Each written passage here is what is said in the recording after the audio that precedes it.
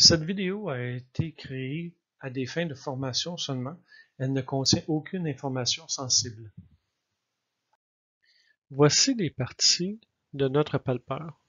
Donc, c'est un palpeur à cadran. Nous avons une aiguille et un cadran.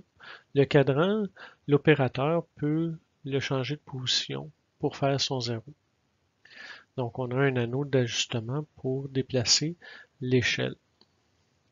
Ensuite, nous avons le boîtier qui est retenu par la base magnétique. Nous avons la tige et la bille au bout de la tige. La tige et la bille peuvent être changées et ça n'affectera dans aucun cas la précision de notre mesure. Le palpeur doit être très stable lorsqu'on l'utilise. On le voit ici vissé à un support. Le support peut être magnétique ou pas. Et nous appuyons le support sur une table de marbre ou une barre parallèle en métal. Donc le support permet un ajustement plutôt fin grâce à la vis d'ajustement qui nous permet d'approcher la bille très délicatement sur la pièce. Souvent, nous utilisons le palpeur avec une table rotative qui nous permet de mesurer la circularité ou le battement d'un diamètre. Le palpeur utilisé avec des blocs Johansson va servir à mesurer les dimensions. Normalement, on utilise le palpeur pour vérifier la circularité d'une pièce, c'est-à-dire un diamètre par rapport à un autre diamètre. On va vérifier le battement aussi d'un diamètre. Le battement, c'est si la pièce est vraiment ronde par rapport à elle-même, si le diamètre est vraiment rond par rapport à lui-même. La plénitude ou le parallélisme d'une face. Donc, c'est un instrument très versatile. Le palpeur utilisé avec des blocs Johansson va servir à mesurer les dimensions. Normalement, on utilise le palpeur pour vérifier la circularité d'une pièce, c'est-à-dire un diamètre par rapport à un autre diamètre.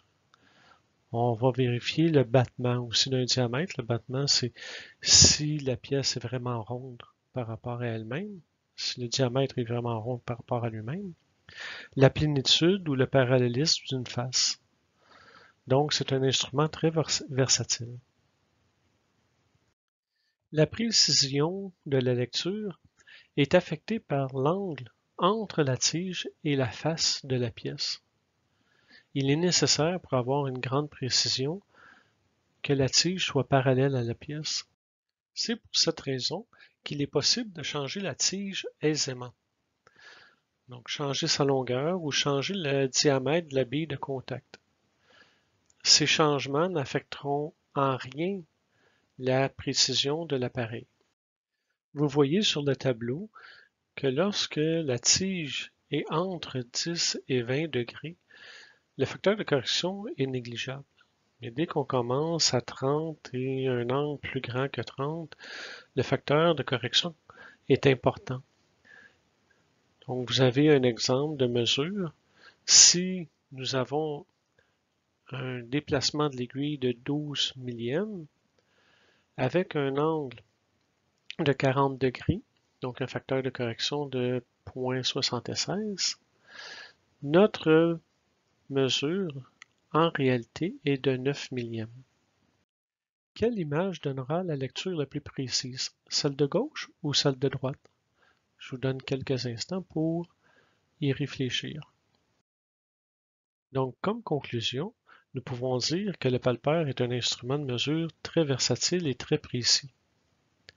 La précision vient de son échelle, de l'angle à laquelle vous positionnez la tige par rapport à la pièce, et votre précision à ajuster la pièce au zéro grâce au verret. Lorsqu'on mesure un parallélisme, il est important que la pièce soit à son minimum.